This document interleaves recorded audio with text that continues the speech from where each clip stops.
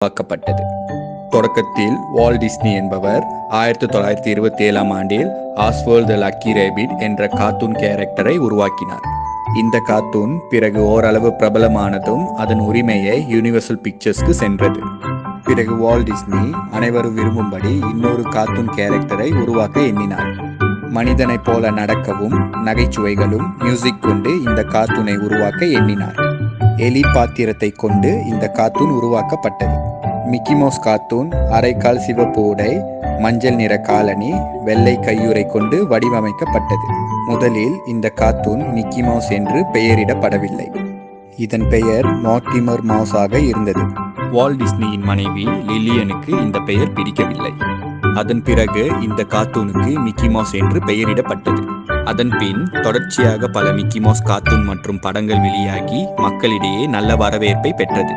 அதனால் இந்த Mickey mouse